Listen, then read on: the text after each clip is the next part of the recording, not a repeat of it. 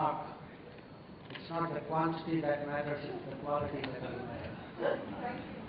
We are very few in number, so we have an opportunity to discuss this issue very intensively. My only request is those who are sitting at the back, if they can come closer, so as a family in rural area, we can sit down and discuss issues in a much better environment. My name is Ashok Gulati. I was supposed to be a panelist, but the moderator, Mr. Dhruv, Sawhney, who was supposed to be here, he could not come due to some ill health. So I will be moderating the discussion. And for 1 minute introduction that I want to give to the topic, today India is facing one of the severest droughts since 1972.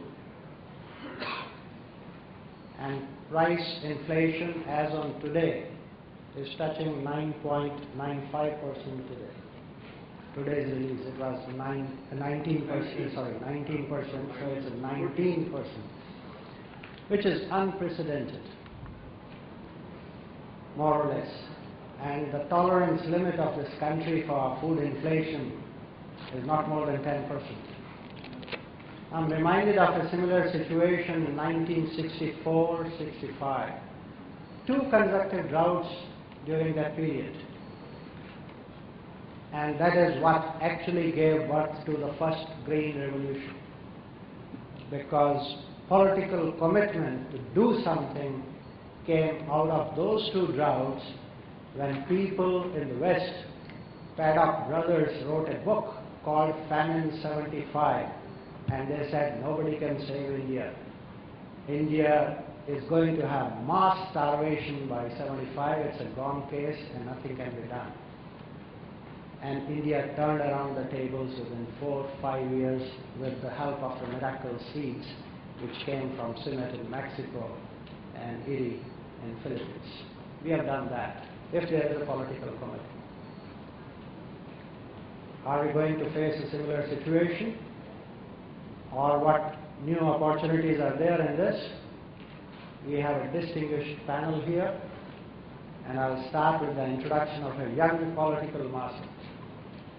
He is one of the youngest members of parliament, Mr. Deepender Singh Hooda.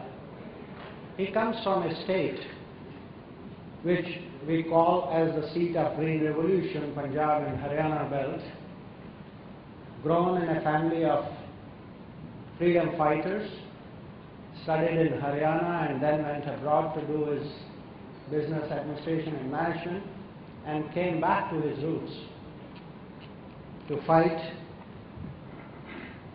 the chances of ushering in newer Green Revolution, and he is also a member of the Standing Committee on Agriculture. So welcome, Mr. Hooda. The second panelist on my table is what makes India proud, and the business leaders. Mr. Rakesh, Bharti, Mittal. He comes from, he is at present the Vice Chairman and Managing Director of Bharti Enterprises that everyone knows about, from telecom to financial services and so on and so forth. But many also know that they are entering into agriculture and retail in a big way. Mr. Bharti is also the chairman of the CII's Committee on Agriculture, that's Agriculture Council it is called, very actively participating, trying to take Indian agriculture particularly, to the newer heights. Will we remain stuck in the grains, or are we also looking into the second Green Revolution beyond the grains economy? And linking that plow to plate question from farm to the retail, that's another major challenge, and covering the entire value chain and the logistics. So we are fortunate to have him here. Welcome, Mr. Bharti. And then we have, it's interesting, today about 30% of the farm families are women-headed. There is something called feminization of Indian agriculture that is taking place. and women are also the conscience keepers of the society. And we have with us Dr. Ratna Sudarshan, who is currently the Director of Institute of Social Studies Trust in New Delhi. She has been on the consultative status of the United Nations as a special status and has been working on gender issues. Earlier she was the principal economist at the National Council of Applied Economic Research, has published widely in national and international journals. So welcome, Ratna. Let me start with my first basic question. Can India feed itself in the next 10 to 20 years? That's the big question on the table. The population has been increasing and will continue to grow, and the indications are by 2030 or 2035, we will be the most populous country in the world, crossing China. Now, if Indian population is going to keep on increasing like this, and as on today about half of the average expenditure that people are spending is going on food-related things, there is a huge business opportunity. So there is a challenge on one side of feeding this massive population, growing population, but as a businessman perhaps you will see a huge opportunity. But let me put the first question to the political master, because political commitment to give a priority to agriculture, that is the key issue in policy making. How would you react to that? Can India feed itself, and if so, how? Thank you. Thank you for the kind introduction. Of course, India has to feed itself. I think the question is irrelevant. I think we know what we have to do. We are facing a daunting task, and we have to somehow not only face it, but successfully be able to not only plan for our food security over the next 10 or 20 years, like you said, but over the next foreseeable future, and sustain our food security. I think you talked about the genesis of the first Green Revolution and the two droughts in the mid-60s, and we all remember how at that time, the PL480 wheat shipments from America created a huge political furor. Unfortunately, we all have also seen two wheat importing years in 2007 and 2008. In total, I think about 6 or 7 million tons of wheat imports spread over 2 years before the current drought already. So I think which is an indication of plateauing yields, which is an indication of the fact that our demands are now, food grain demands and agricultural demands have come to a point that they are already outstripping supply. So I think in terms of characterizing the problem that we have on our hand, I would say the first need is for us to sustain the first Green Revolution itself.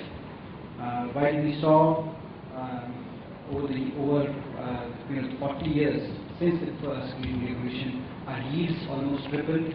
Our the total production increased by 4 times.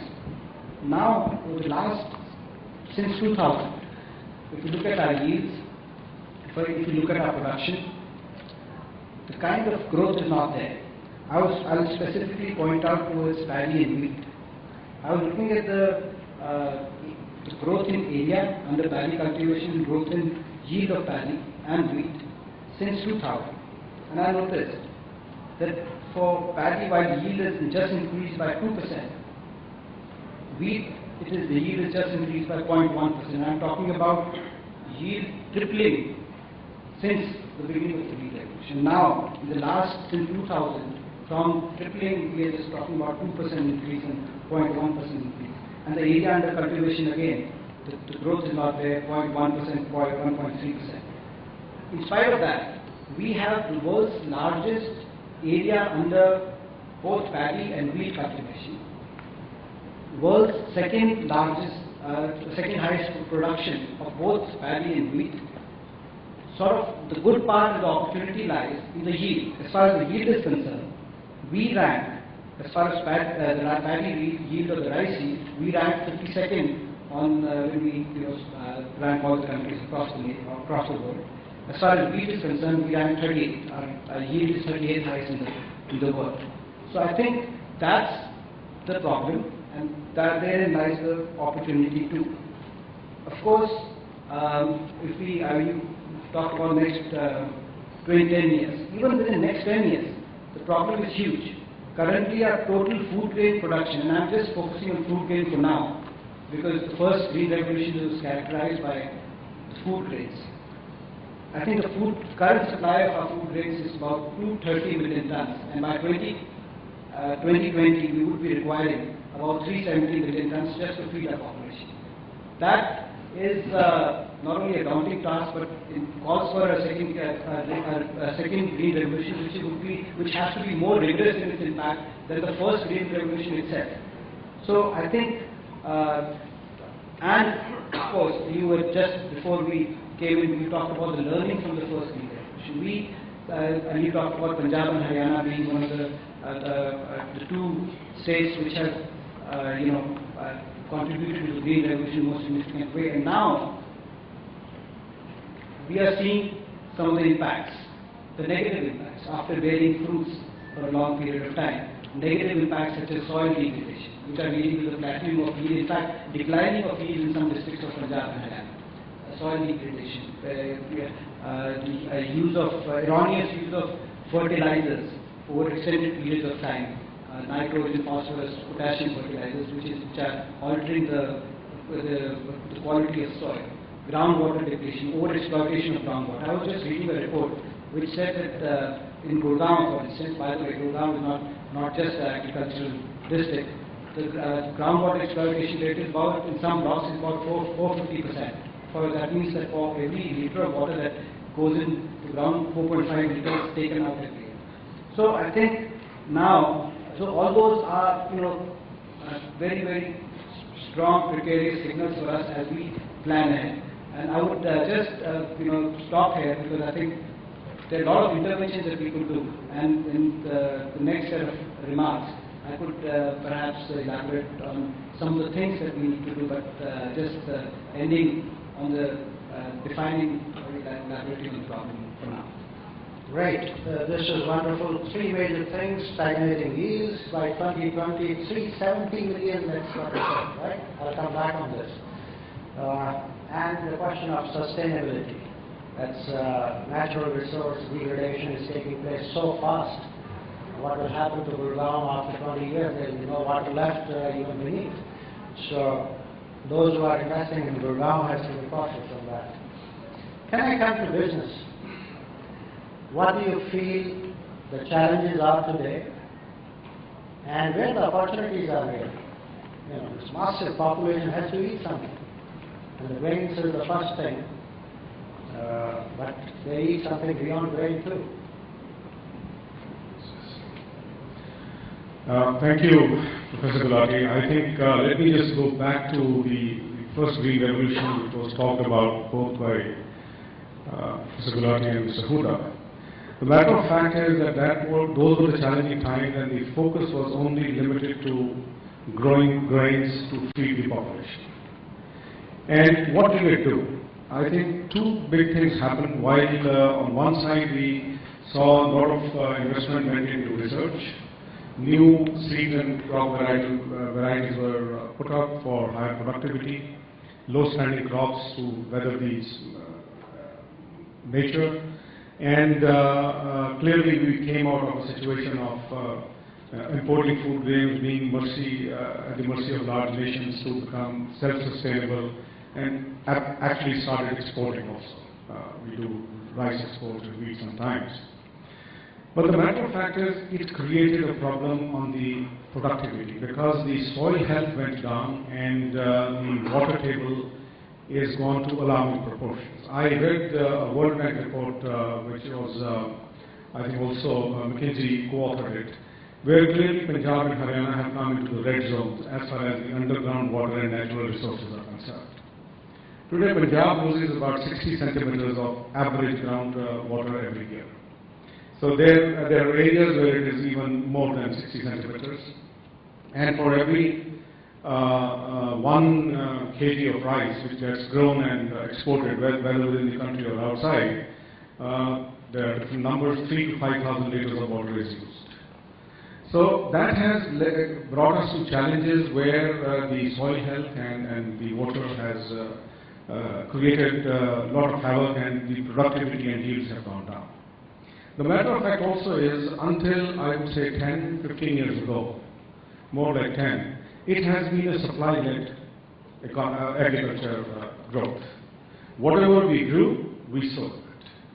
But if I look at the last 10, 15 years, when the demographic of this country started changing, and today when you look at 55% of population under the age of 25, eating habits are changing very fast, which is putting pressure back into the agri system, because the youth, the young, wants something which they like.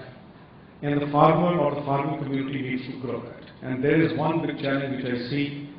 The government comes out with the MSP, which is the minimum support price for grains, because of food security issues.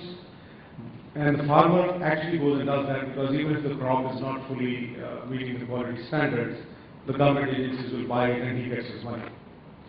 While the younger population, and also I would say more health conscious population in the middle age, wants to have products which are more nutritious, which are more healthy foods, where the farmer needs to move into a crop diversification program. And clearly, if I see today and going forward, the agri economy would be demand-led rather than supply-led. And that is one big opportunity which I also see. Because India is the second largest of fruits and vegetable grower in the world, while we only end up processing 2%. The matter of fact is, every perishable produce which comes into our homes, whether it's a vegetable or a fruit, is more or less outlived its shelf life by the time it reaches us, because it is not in the cold chain. There is no technology being put up on the farm, and of course the logistics management, the supply chain is almost insignificant or non-existent. So clearly, as we harvest the crop, it starts deteriorating within the next hour. And what we get after 4 days, 5 days, 6 days, depending on which part of the country it is coming, it's almost out of its shelf life.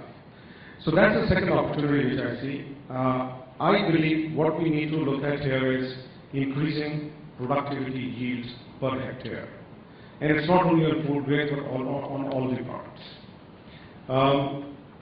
Thereby, we need to bring in technologies into pre-harvest and post-harvest technologies. We need to bring in farm mechanization and farming techniques onto the agricultural land. We need to look at investing into micro-irrigation and sprinklers so that the water problem gets resolved and the crop gets the water in the right measure rather than wasting the water. And I must also add here, when states like Punjab give free power, the matter of fact is, during the day there is no power available. The electricity or the power comes at past midnight, and the farmer just switches on the pump and sleeps. So the water is going all over the field, which is getting wasted. Today, we end up wasting about $13 billion of agri food which is grown in the country because of improper storage, bad transportation, no logistics management, and no cold chain. Even if we look at halving, reducing the wastage by 50%, look at the amount of the value and the quantity which comes into the system, which ultimately will help us in feeding the Indian population. We must also keep in mind that today, with the liquidity at the hands of people, there's a population of 200 million who have started having a second meal every day. This has only happened in the last couple of years. So that puts all the more pressure back into the agriculture system, where we need to grow more. My understanding is, in the next 10 to 15 years, we need to grow what we have grown in the last 60 to 70 years, globally. And I'm talking of global figure. And when we look at a population which is 1 1/5 or 1/6, whatever the number is, we are standing at the threshold of a huge problem which this country will face. And what are the challenges? The biggest challenge I see is the regulation in this country, where all the statutory laws which are there to benefit, to protect the interests of the small and marginal farmer, is actually working against the interests of that very farmer.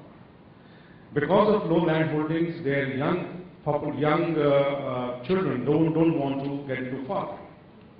Let me give you a number. Even after the MSP has gone up, I think in Punjab, a farmer saves about 35,000 to 40,000 rupees after doing 3 crops in a year. Can he or she raise a family? The answer is no. So the youth of the family says, might as well go into the town, cities, pick up a job of even 3,000 to 4,000 and you get more than what you do after having done all the hard work and taken all the risk. And one bad crop, the farmer is in perpetual debt. So they don't have the money to invest.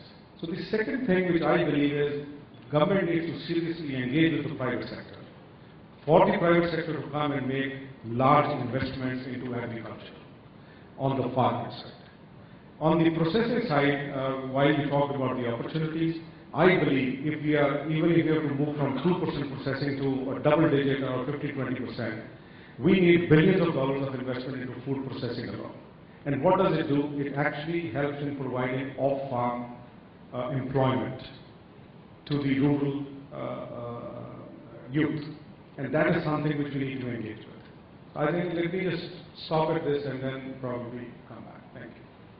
Great. We have raised so many points in the first round itself. But let me reiterate one of the things on which I'll come back more intensively. You said red zone, Punjab and Haryana. NASA satellites, when they go around the world, they stop here. It's a very unsustainable depletion that is taking place at present in water. But we have been exporting rice. That means exporting water from this country. What is happening there? And being grown in Punjab and Haryana, and that rice is exported, and each kilogram of rice, you said 3,000 to 5,000 liters of water. That these are the estimates. So should we do something about that? Question mark. You also said moving from supply-driven system to demand-driven system. That's very fascinating. Yesterday, in 60s when we talked about there were huge shortages, so whatever was being produced was being consumed. But today's consumer, the younger ones, all of you, are asking for what I want, you produce that. So instead of plow to plate, it is plate to plow. There is a revolution taking place in the plate, and the opportunities are taking place in the plate. So those who are reading what is changing in the diets of the people, that is where the market opportunities are going to be. And another important point that you brought about is the issue of nutritious food. Lately I have been hearing even from Pepsi CEO Indra Nooyi saying that they are entering into nutritious food in a big, big way. And that brings me to Ratna, particularly because in nutrition, India's record is one of the worst in the world. The malnutrition of Indians is worse than sub-Saharan Africa. 45% of our children below the age of 5 are malnourished. What is the future of this country? Ratna, would you like to take a stab on this and other issues also related to increasing productivity? Thank you. I would actually also like to start by referring to our earlier Green Revolution, which, as we know, was primarily a technological accomplishment, and it succeeded in transforming our production and productivity in wheat and rice and staved off the food crisis that was facing the country. It did not, however, succeed in reaching out to a lot of other areas and to other crops. So the increase in inequality that was observed subsequent to the Green Revolution is quite well recorded. So in a sense, we need to reflect a little more on this, because the challenge today is precisely how do we reach out to the more difficult parts of the country. And that has both technical but also a lot of social implications which were not considered very seriously in the 60s, but which today we must consider if we are to have a successful enhancement and change in our production and productivity levels. So just to take this a little further, the first thing perhaps that is very obvious if one goes out into rural areas is who is actually doing the farming, and it is dominantly women. Now, in a situation where agriculture is not providing enough livelihood, as Mr. Mittal just pointed out, what happens is that it is the youth in the family, it is the men who are able to move away to, whether it is to urban areas or to non-farm activities, but their mobility is greater. It is the women who are left behind, and they therefore carry multiple burdens, including the very significant one of actually being the farmers. Now, if we are to reach out therefore to this farming community, we need to put very squarely on the table that we don't just need investment in land and crop and agriculture, but we need investments that would reduce the burden of the other activities that women have to do in rural areas, which is things like drinking water, fetching fuel, fodder, all of which goes along side by side with the purely agriculture-related work. So the investments we're talking about have to include this, and we need a holistic kind of framework where we don't just talk of seeds and the associated package of inputs that is required, but also are we simultaneously recognizing how do we increase the time that is available in order to do the work required for farming. So I think this is one of the issues that's come up very strongly in the last few years, and the numbers and statistics document this quite clearly. But perhaps it has not quite become the top priority in our policy framework, which we can discuss further. But that's one point. Related issue then is that if we are talking about farmers who have small holdings and who are poor essentially, it's also very difficult to think in terms of recommending high-risk options right at the outset. And we have to therefore consider what are the implications of some of the recommendations that we might otherwise think are very good, whether that takes us to questions of land use, to contract farming, to a whole set of interventions which might work very well in some areas, but might be too high risk an intervention for other areas. So I think that's the third thing that I'd like to say is that particularly today when we're also conscious of the real possibility of climate change and the need for biodiversity, the need for ecological sustainability, we also need to recognize that we probably cannot have the same approach to investment and agricultural growth and change across the country, that in different parts of the country we might need to follow very different approaches. And but that we can't ignore any part of the country. So it is not that something that works in a fertile plain is what we focus on, and we don't think about what we need to do elsewhere. But allowing diversity somehow, even if we need an overall framework which is unified, but diversity in the sense of the actual specific investments and approaches that we use. So these are really, I would say, the social aspects of any change that we are trying to or hoping to bring about in agriculture. And obviously these have further implications for policy, but maybe I will stop at this point. Great, thank you. Very important. One that for inclusiveness we have been talking around for a long time, and Green Revolution remained restricted primarily to certain pockets in northwest and little pockets down south. Entire eastern belt is left out of that. Will the next Green Revolution come from eastern UP, Bihar, Orissa and West Bengal? That pocket? Where there is fortunately a lot of groundwater. That's the only place in India which is floating on groundwater.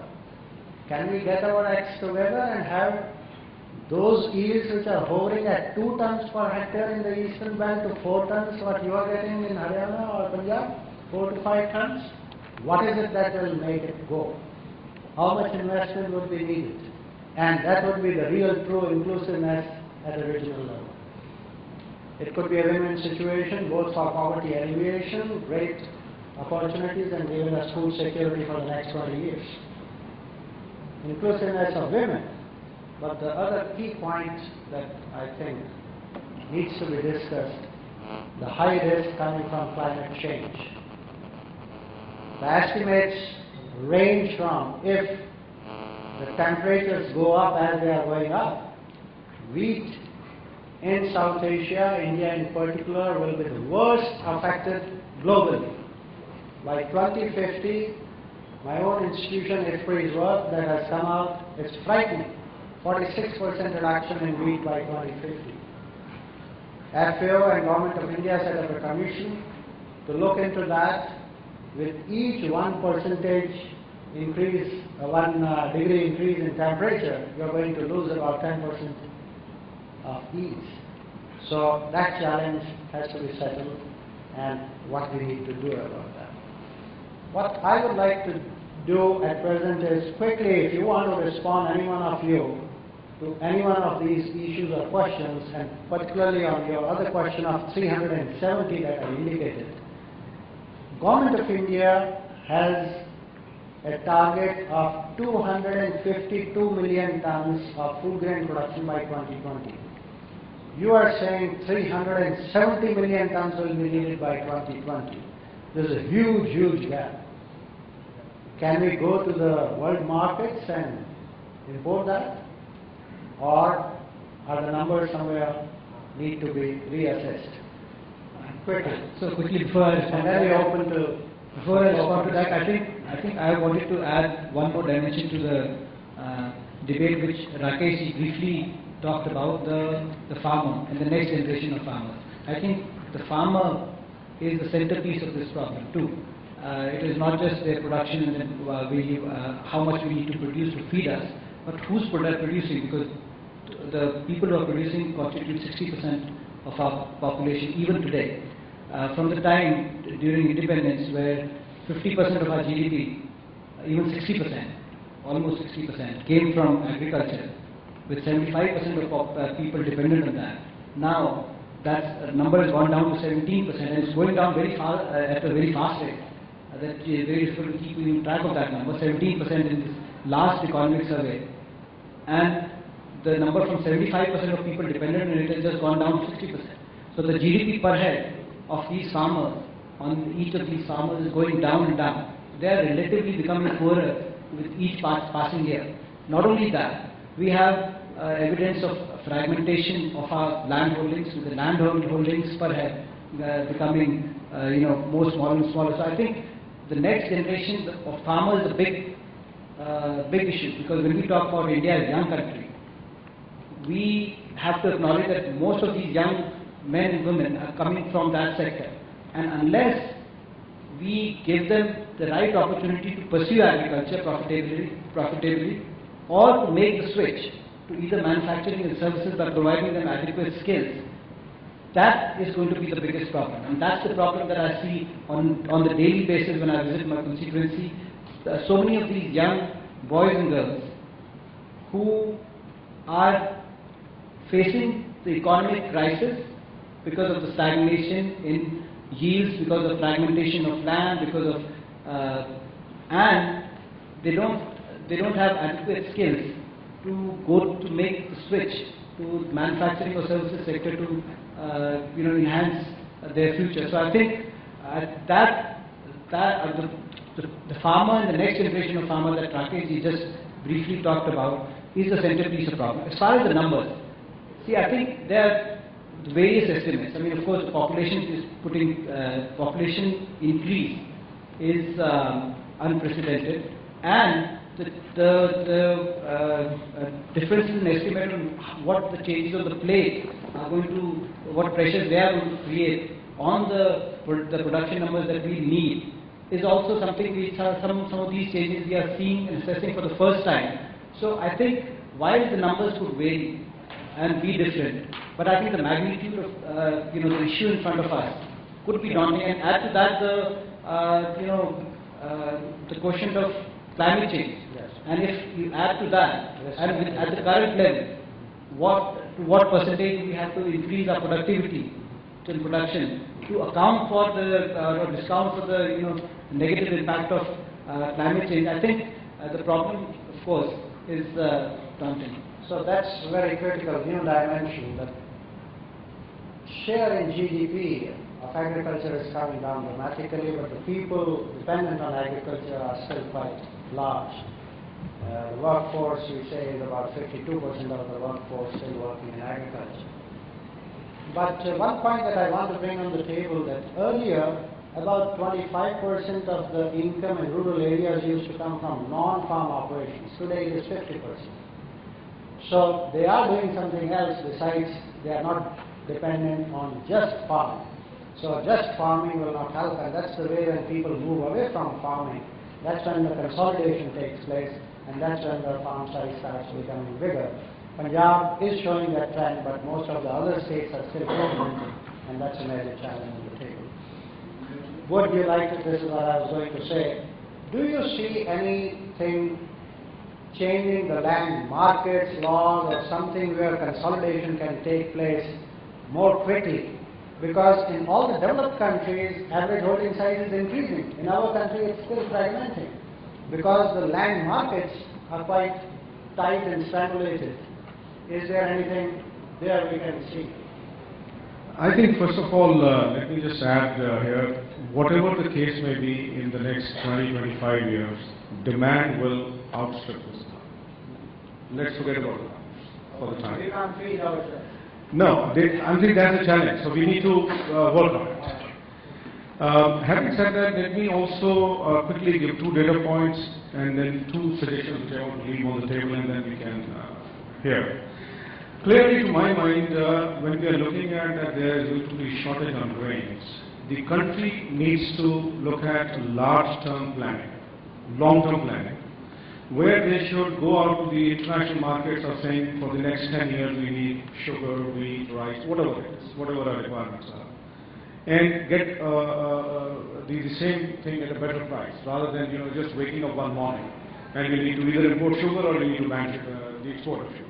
So I'm saying the policy needs to have a long-term view so that when you go to the international markets you procure at a better price.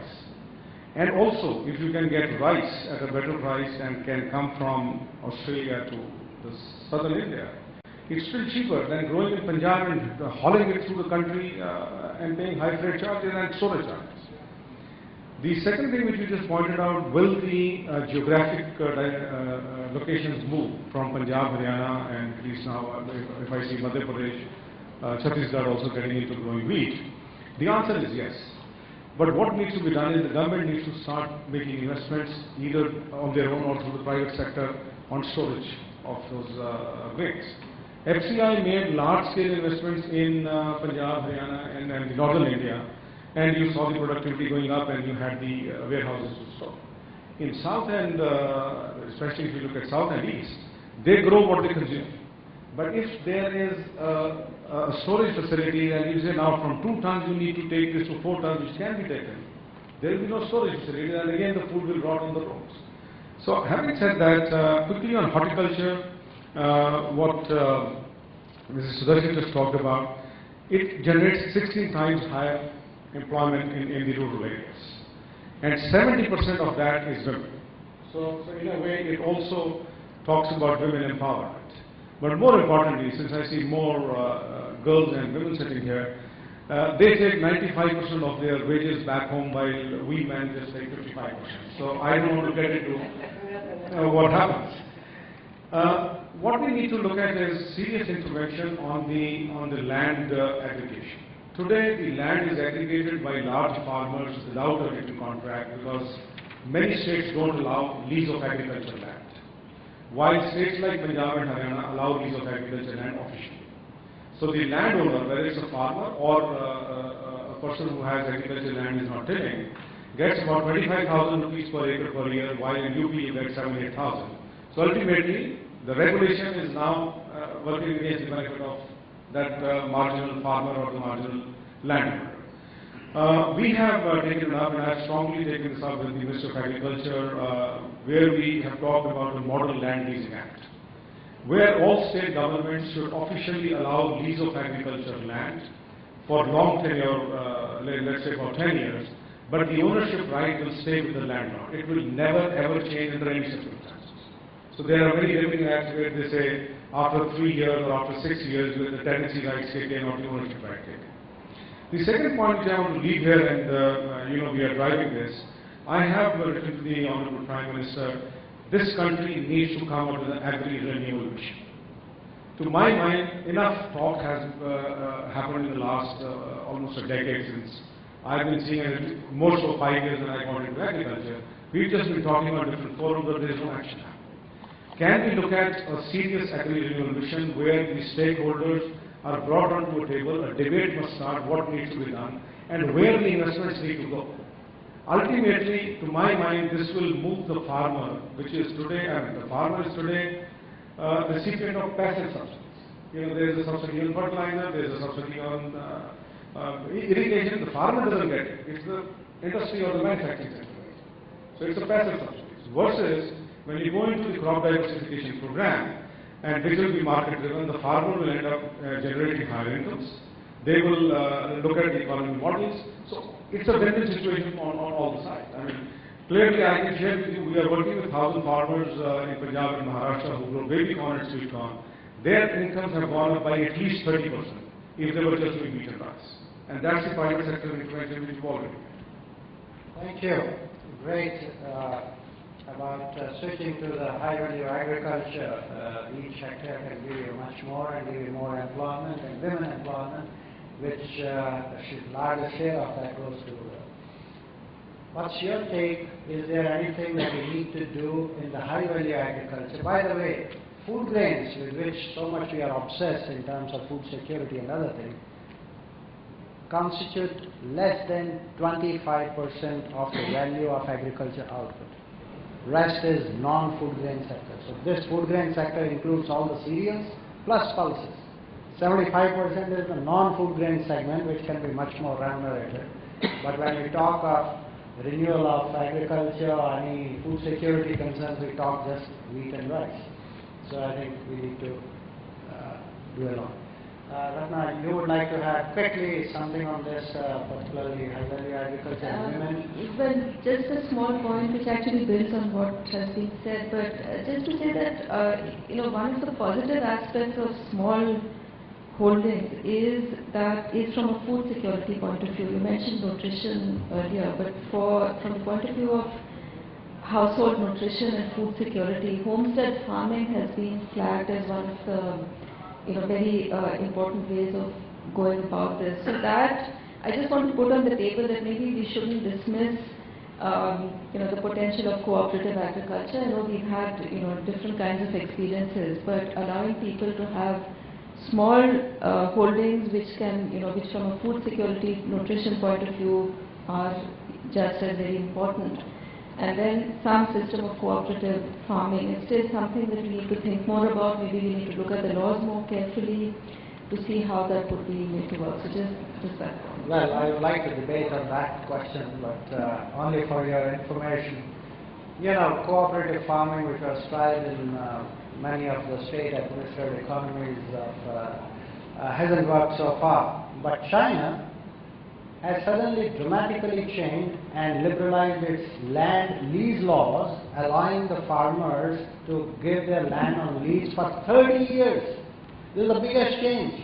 A communist country where land is owned by the state literally, farmers have only user rights and now they can lease it out for 30 years. And we are debating for 10 years on land lease markets and still not open. That India can not only feed itself but also supply to much of other countries, or at least in South Asia. Ratna, you have a word and then I'll wrap up within 2 minutes. Can take 30 seconds. I think one thing that comes out very nicely actually from this conversation is that really the biggest challenge is how are we going to make agriculture an attractive, viable livelihood option. And so, I thought that was a nice point around which all of these discussions actually begin to converge. Right, thank you. Let me try to wrap up this particular session and also respond to 2 questions which are still on the table. One is on technology, one is on farmer suicides. It's very unfortunate what happened in India in terms of farmer suicides, large number. And to tell you a story a little bit, Mr. Sharad Pawar visited our institute in Washington and requested us to look into this issue so that something can be done. On the other side, you have the farmer suicides largely concentrated in the cotton belt. Andhra, Vidarbha, pockets here and there. Then you look at last 7 years, where Indian agriculture has made a mark. If there is any success story in the Indian agriculture in the last 7 years, it is in cotton. That's what brings me to your point of technology. The BT cotton, which was introduced in 2002, surreptitiously it entered the fields of the farmers in Gujarat in 2001. The production has doubled, the productivity has doubled, and India exported in 2007 8 million bales of cotton, becoming the second largest exporter of cotton in the world, from nowhere.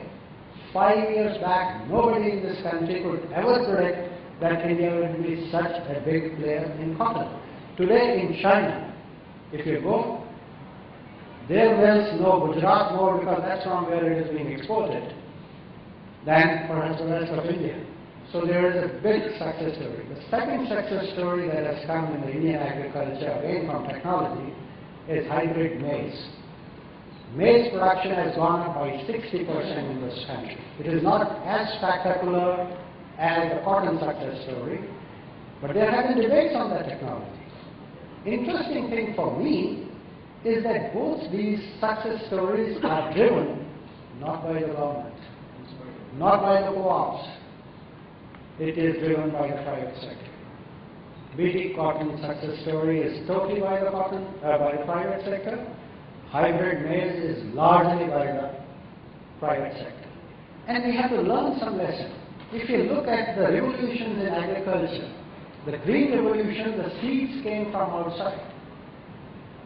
The Lerma Rojo and Sonara 64, the wheat seeds, 18,000 tons, which were imported in 1966, came from Mexico, from an institute called CIMMET, and Norman Borlaug, who died recently at the age of 95, the Nobel laureate, was the inventor of those seeds. Indian system adopted those seeds, so there was a strong collaboration between the international agriculture centers and the domestic agriculture centers. But this was government deal. You look at 70s, what happened. India's white revolution is driven by the co-ops. It's the biggest successful experiment on this globe by smallholders. Today we are producing 110 million tons of milk in this country by small producers. And this was driven by the co-ops, strongly supported by the government. So there is a fuzziness between co-ops and the government question there. But after that, the poultry revolution or the cotton revolution or maize revolution, they are all being driven by the private sector. Does it show the way to future? Where the strengths are and who is going to come and how they are going to come? But it has implications. It has implications whether the gains from these revolutions will be cornered away by a few firms or by a few big farmers. The nation has to debate and find out the models which are not only competitive but also inclusive. And that's a challenge in this country. And they need to be sustainable. And only then it can become scalable. Then it can go beyond Punjab, Haryana to other states of India. I think with these few words, the question of farmer suicides, last thing that I would like to say, it was a failure of 4 things. The integrated pest management that was needed was never adopted. The financial failure was these farmers have been taking loans at 30% to 40% to 50% when they see a pest attack and they start spraying 25 sprays. So there is a failure of the banking system and still the crop fails. What are you doing? You are driven to the wall, you commit suicide. Thirdly, many of these new technologies which need water assured irrigation. They were grown in those areas where there was only 4%, 5% irrigation. And if the rains failed, they were again driven to the wall. So there is a failure, and the last thing is failure of governance, because many times the seeds or the pesticides are spurious. So the government has to do its regulatory function. So these are the 4 failures which led to those unfortunate farmer suicides. I hope this nation will not see that situation again. And with the confidence of the private sector and the wisdom of the political masters and the compassion of the women, and where agriculture is becoming increasingly feminized, I think this country still has a hope, a good hope and promise that we will be able to. Just a correction. Political master, I mean, I think we would like to see ourselves as servants.